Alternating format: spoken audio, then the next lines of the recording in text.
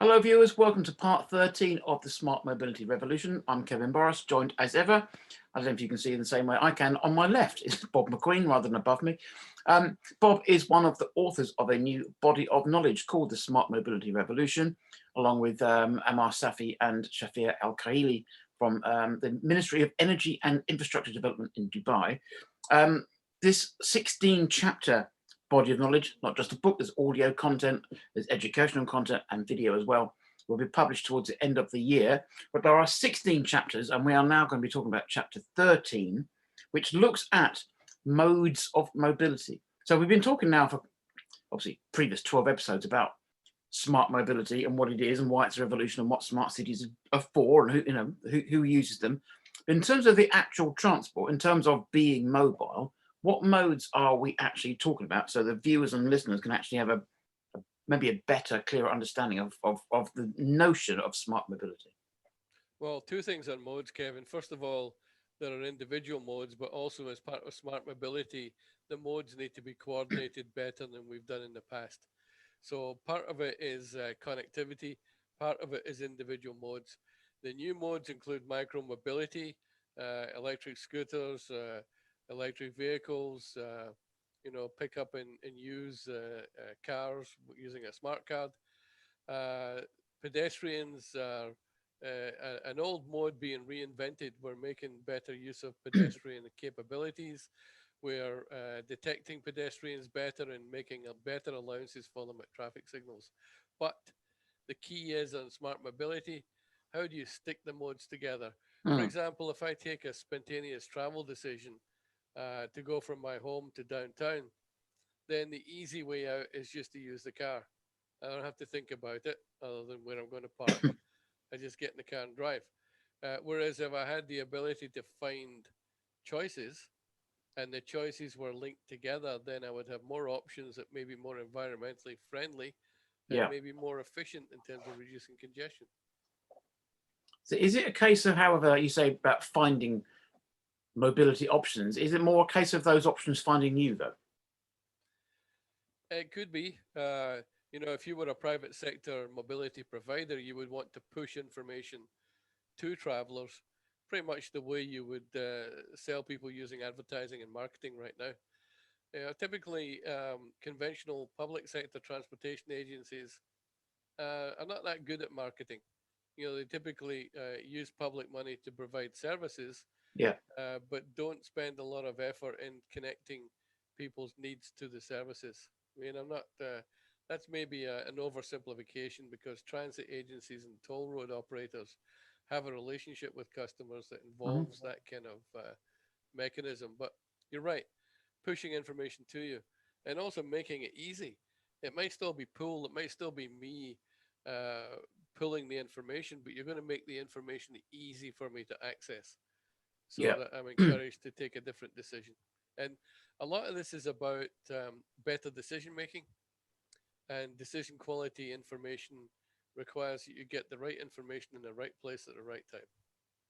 Yeah. Also, I guess it's also the whole mind shift of, as you say, you want to go into town or you want to go to work. In the old days, when we went to work in offices, you would get the car, you take the car. Some days you maybe get the train just for a bit of variety.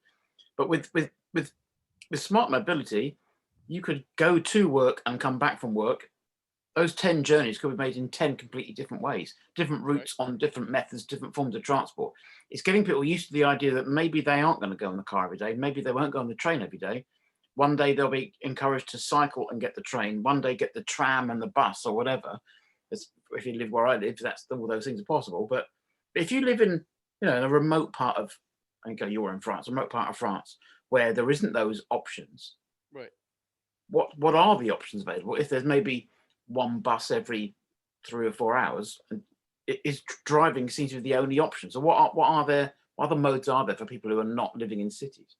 Well, the other thing that's emerged over recent years are transportation network companies, Uber and Lyft, who kind of match up people that need rides with people that have got a car. So even in rural areas, those become effective. And of course, there is a need then to adjust the price that you'll be paid to offer the ride to encourage enough drivers to be out. And Uber are just absolutely wonderful at that. Yeah. You know, we've been talking about congestion pricing and surge pricing and rideshare for years, and these guys just went ahead and did it. It's kind of interesting. But your point you're made there, Kevin, I think it's also important to recognize that there may be more sophisticated time management involved. Like you might look at your schedule and say, well, today it's all conference calls. So I need to go to the office and I need to be in the office. Or today's a get on and do your own work day where I want to be closeted away to get on with a report. You know how it Yeah. is when you're editing something. You want to be left in peace and quiet. That then could involve, well, you know what, I'm going to take the train because I can work on the train. And then I'm going Mm. to get to work that way. Or it could be I'm going to stay at home today and work from home. I think we're going to see much more flexibility in these travel options. Yeah. I was going to say that my last point was going to be with more and more people. Obviously, the last year, pretty much everyone who can has been working at home, and companies seem to be thinking that's possibly the way forward. Productivity hasn't suffered, particularly in some cases. And some people I know, the productivity for their companies have increased, having their people working from home. So, how much of the fact that we're now working from different places flexibly, how's that having an effect on what mobility modes are available? Well, I think it puts a new spin on mode. I think there's a mode of thinking as well as a mode Yeah. of travel. Right. A senior guy at TRL once told me that he believed the future would be that transportation is something that will happen while you're doing something else. Yes. Right. Yeah. Automated vehicles, riding the train, riding an automated shuttle. So, and that requires a change in your thinking. It Yeah. requires a, well, you know, I can't just devote time to travel because there's other stuff I can do at the same time. And I think the most intriguing thing is Toyota with their e platform, but they're basically saying, don't go to the shops will come to you. Mm.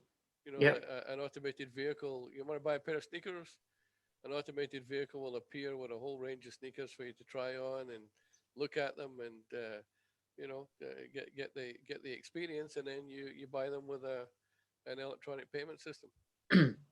Yeah. I think the idea of the shops coming to you is kind of a new one. But I guess companies like Starship operating that idea of medicines coming to you and other suppliers coming to Yeah, you rather than having to exactly. go and get them it's a great idea. And it's feasible, practical. It's forward looking.